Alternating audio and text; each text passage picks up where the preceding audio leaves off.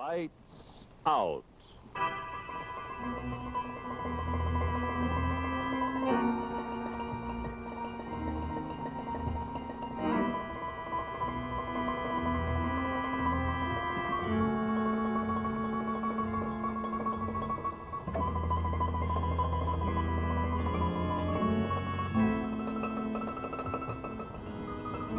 Hello. Maybe you have never heard of a Dullaghen? Some people hear of practically nothing else. People like Steve Denham, for example. Now, a Dullaghen is a sort of thing not precisely human, not elfin exactly. But if you get a Dullaghen mad, you're apt to remember it for the rest of your days. Yes, sir. Lights out.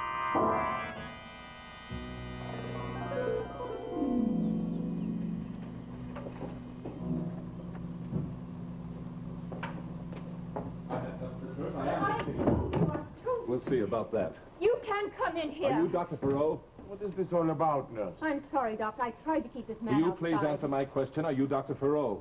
I believe so, yes. I demand to see Miss Reardon, Miss Catherine Reardon. That's all right, nurse. You may go. I'm very sorry, Doctor. No, nothing. You have Miss Reardon here, haven't you, Doctor? We have? May I ask your name, sir? My name is Denham, Stephen Denham. Dr. Farrow. Now, have your things?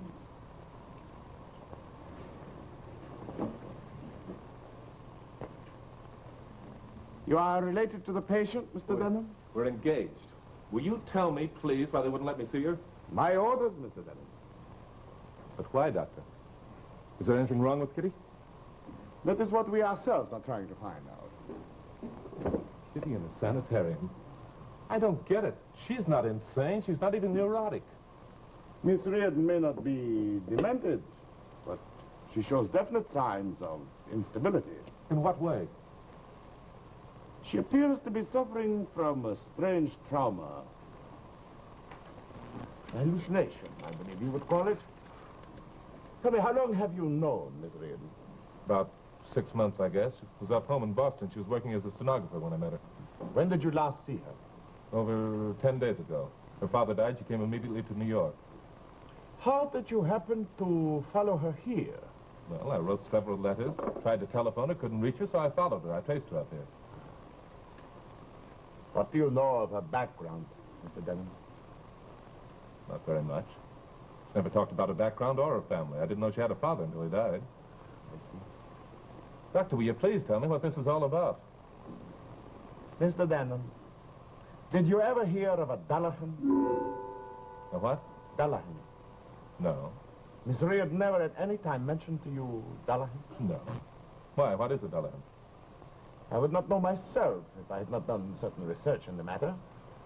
A Dullaghen is a cousin to a leprechaun. It is a sort of mischievous elf or fairy found in Irish folklore. It is said to inhabit the trees and fields and forests of certain counties of Ireland, and at night it comes out and bedevils the humans found in its vicinity. Would you please tell me what nonsense this is? What has it got to do with Kitty? The strangest part of Miss Reardon's case is she claims to be possessed by one of these Dullaghen. Possessed? She continually complains of severe headaches. And this Dullaghen, you understand, is supposed to have entered her head by way of her mouth, and its mischievous behavior is what causes these severe headaches. Good Lord. She must be insane. Oh, no, I'm happy to say I do not agree with you. In my examinations, I found Miss Reardon to be quite sane. My electroencephalograms show no signs of any pathological disturbances whatsoever. Well, then what is the matter, Doctor? I am not sure, but with you here, she may be willing to talk more freely. Up until now, we've known absolutely nothing about her except a few isolated facts she was able to give us when she came to us. Excuse me, I call. I'm sorry. Will you have Miss Catherine Reardon brought to my office at once, please? Thank you. Mr. Denham, there are certain facts I feel I should tell you about your fiancée. She does not look at all well. She's lost considerable weight in the short time she's been with us. Another thing, in case she goes into shock, you must be prepared for something strange and rather frightening. Something strange. Yes. Frankly, I do not know myself exactly what happened. And if I described it to you, you would not believe me. Huh? There should be some means of finding it out, but so far I have not found it. Well, tell me, Doctor, what happens? I would rather you saw it for yourself, if and when it does happen. Excuse me. Won't you sit down, Miss Reardon?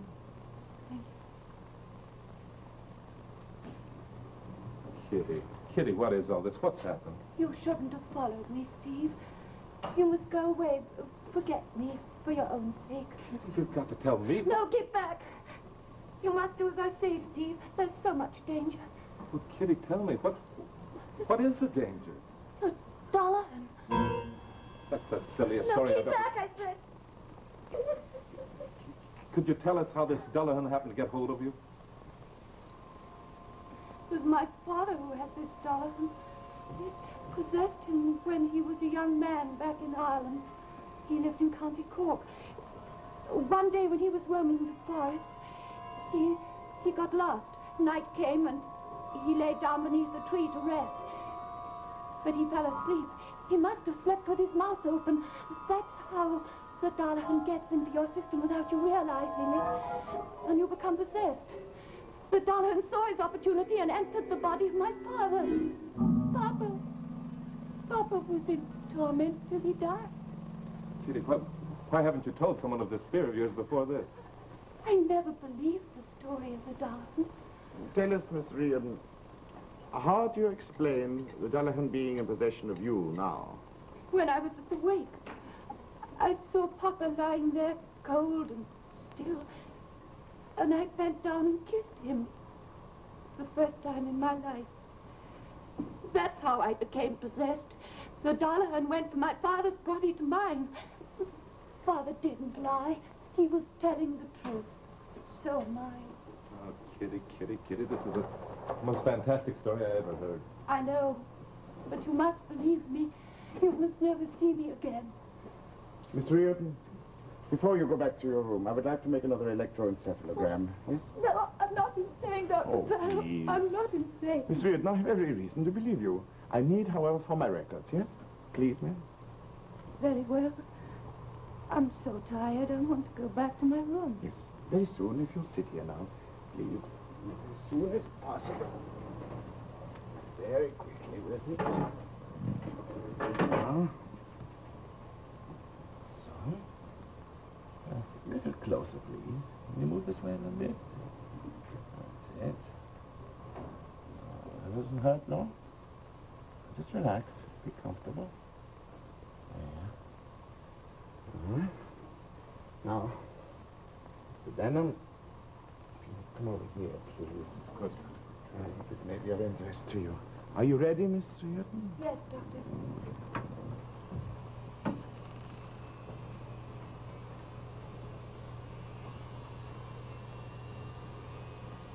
You will notice the regular pattern traced on the paper. What does that mean? Well, for one thing, it assures us there's nothing organically wrong with her. Thank heaven for that. Yes, but Miss Reardon's case is a very complicated one. Still, there is hope. Listen, do anything. You hear? I don't want any expense spared. What? Doctor, what is it? I don't know. It's never acted this way before. Is it the machine? I don't think so. It's been checked recently. There must be some outside disturbance. Doctor. She's going into shock. Kitty. Shh. Please, do not disturb her. Look at her, Doctor. Oh, please.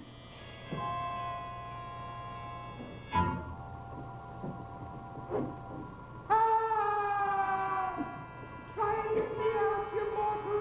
Try and get me out, you fool. Just try.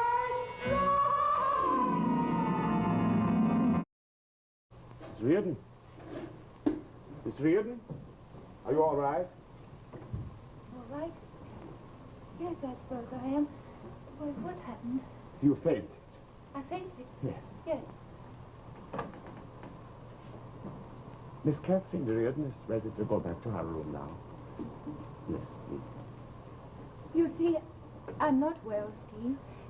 You must go away. Forget me for your own sake. Thank you, Miss. You will go with the nurse, please, Miss Reardon. She will take you back to your room. Thank you.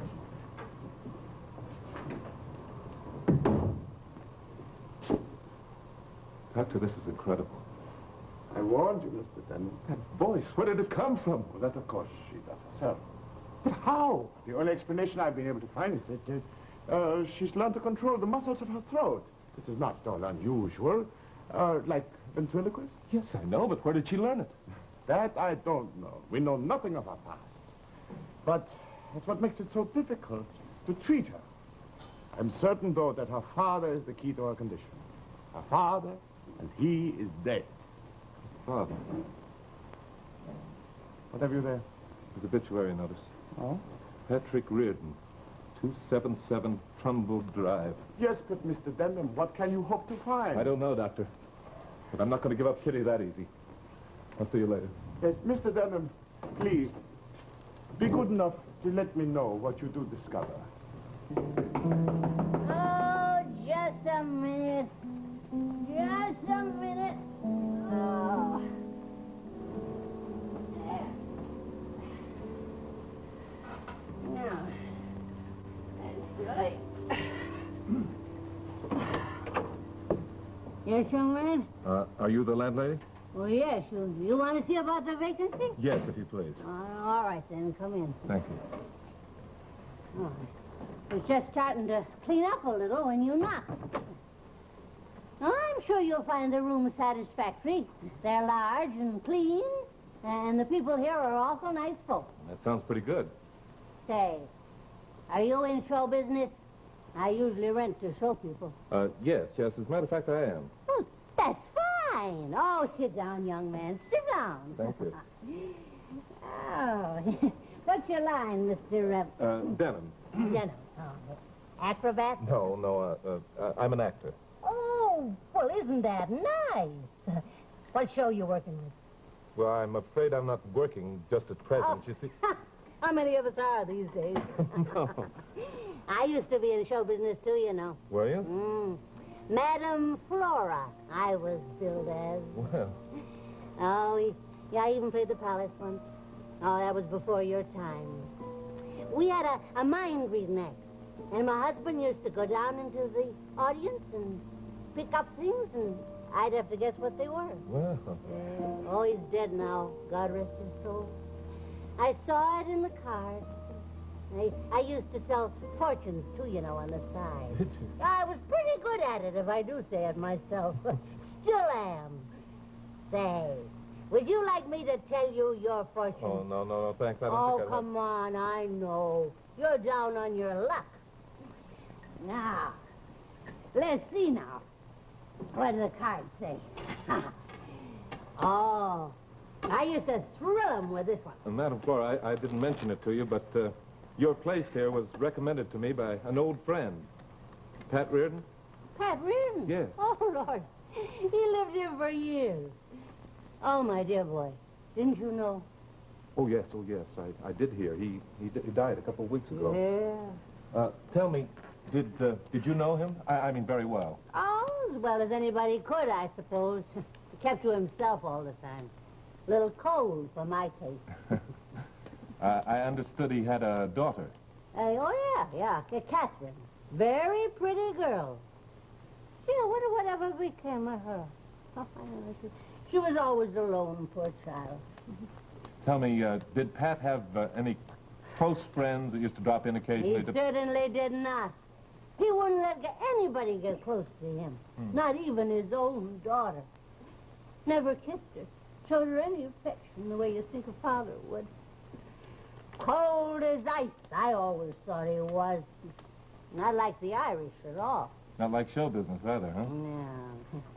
Oh, well, I suppose Pat Reardon thought he could get along without friends. You know, he had one of the biggest acts in show business. Yeah, he was a great headliner in his day. Was he? Oh, let me show you now. Yes, I don't think I ever caught his act. Oh.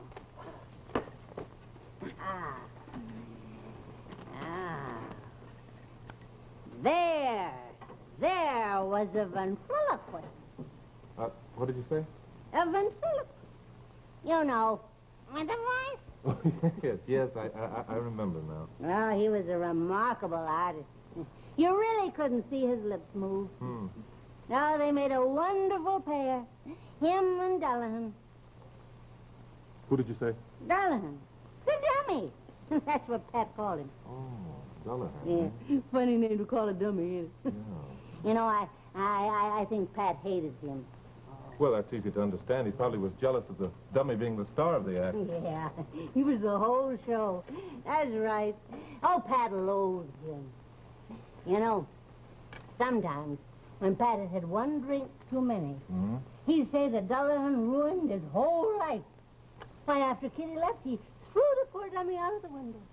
Well, did that end his ventriloquism? Well, I don't know about that. It ended the act. Oh, I took the dummy back to him, you know. But he just slammed the door in my face. And then after that, when Pat died, I put Dullaghen back in the trunk. Oh, would you like to see him? Yes, I would, very much. Oh, I think he's right here. Oh. Now let me... Oh, there he is. Oh.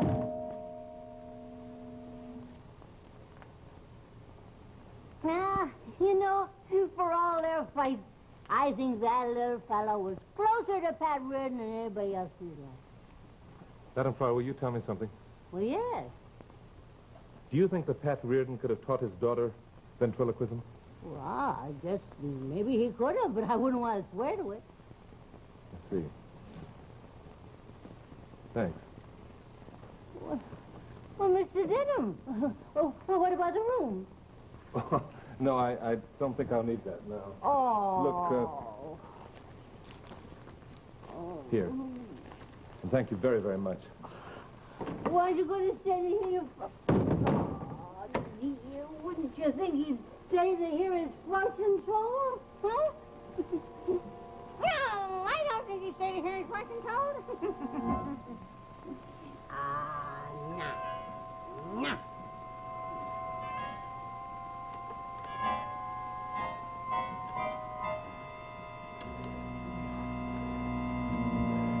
Mr. Denham!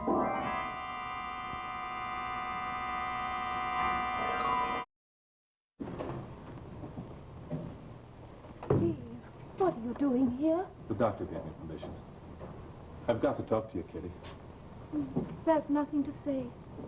You must go away and forget me, Steve. You must... No, Kitty, no. listen to me. There's nothing wrong with you. There's absolutely nothing wrong with you. I can prove I it. don't believe it. You're lying to me. You're trying to You've got to deceive believe it, darling. It's true. I just came from your father's house. My father? Yes. What were you doing there, Steve? There's nothing real about this Dullaghen. I saw him. He's nothing but a piece of wood and plaster. An absolute dummy. You saw him? Yes. No, he's in my head. I can feel him. He's laughing Kitty, at you've got to me. listen to me. You remember what your father was, do you? My father? Yes. No, I can't. He was a ventriloquist, don't you remember, Kitty? A ventriloquist. I remember now. He had a dummy he called Mr. Dullaghen. That's right, darling. But Father wasn't really a ventriloquist, Steve. The voice the audience heard was the real Dullaghen, the spirit that possessed Papa. Your father neglected you, and now you're taking a childhood hurt out on a dummy. I know now why he neglected me. He was trying to protect me from the Dullaghen. He never loved anyone in his life. As a child, he paid more attention to the dummy than he paid to you. No, it's not true. He did love me. That's why he stayed away from me. He was afraid the Dullaghen might get me. Kitty, that's what you want to believe. That's why you've made up this Dullaghen in your mind. It doesn't exist. It's just make-believe, to make believe your father loved you. But these headaches. Yes, seeing your father lying dead brought back all these old stories to you, darling. Oh, Kitty, you've got to let Dr. Farrell and me help you for both of our sakes. want to believe you, Steve. Really, I do, but I'm so afraid. But, darling, there's nothing, absolutely nothing to be afraid of. If only I could be sure. Kitty, I'm not going to let you go. Please, darling. You're going to be all right. Am I, Steve? You bet you are. I do want to get well. Really, I do. Kitty, we're going back to Boston. We're going to get married, just the way we planned to do. I love you, Steve. Really, I do. Kitty, I'm not going to leave you. I'm not going to leave you till you're completely cured. No, Steve, don't ever leave me. Ever. Darling? Look, it's What is it? my head. What's the matter? My head. No, darling. You mustn't. You mustn't think about it. Kitty, don't think about it. Don't think about it.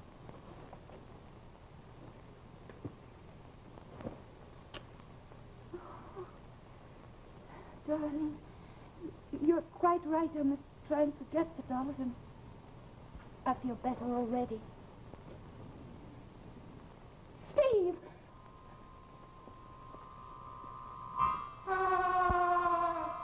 We'll see who's made of wood and plaster, me fine mortal.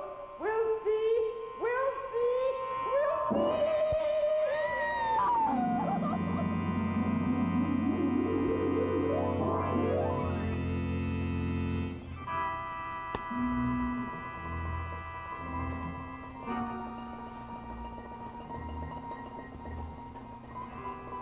Now remember, you mustn't believe in pixies, or leprechauns, or elves, or Dullaghens. After all, Steve didn't. But better be careful whom you kiss.